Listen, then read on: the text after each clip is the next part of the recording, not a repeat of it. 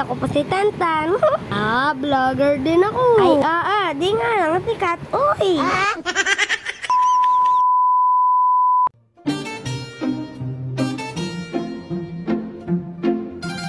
Ito naman si Papa. Laking-laki na, di ba marunong magsuot ng tsinelas? Sana naman na hindi ko yan mamana. Uy! Tumawa tuloy kami ng tumawa ni Mama. Anyway, ngayong araw po pala ay anniversary nila Mama at Papa. Kaya naman, as you can see, ay kakain po kami din sa SNR. Bye, di salamu. Lingid po sa inyong kalaman. Ngayon lang po ako nakapasok din Ayaw, di ma. Ayun nga po, na-order na sila. Ay, ang lalabo na mata, sinuzoom pa sa camera. Naiwan na po dun si Papa. Habang waiting kami sa table ni Mama. Maya-maya nga po, I thought may number na si Papa. Bumili na din siya ng chicken. Tapos po na yun, sunod-sunod na ang pagdating ng order namin. Yehey! Wow, pizza! Ngayon lang po ako nakakita ng gantong kalaki. Meron din po kaming fries, unlimited na drink, yung chicken, and itatry po namin tong soup. Thank you, Lord, sa lahat po ng pagkain na nakahain sa amin. Kaya nga po't nilantakan ko na. Nando ka na din ni Papa si Mama. Hala! Siya na nag-order, siya pa nagsandok. Uy!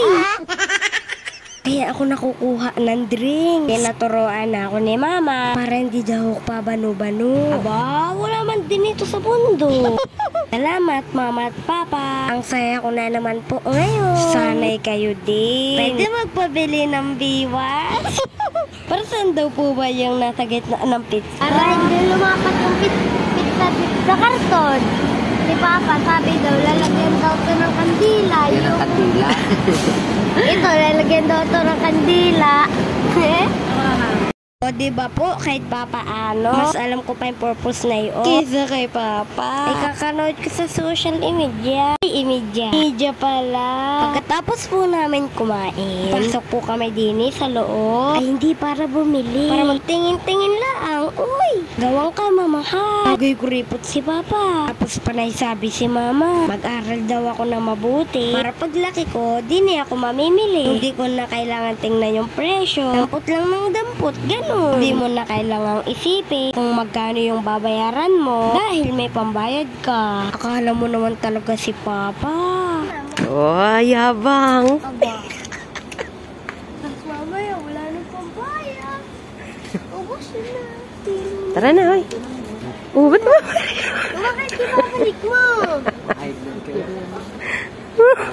Mga high blood kayo. Baka bawal yun sa inyo.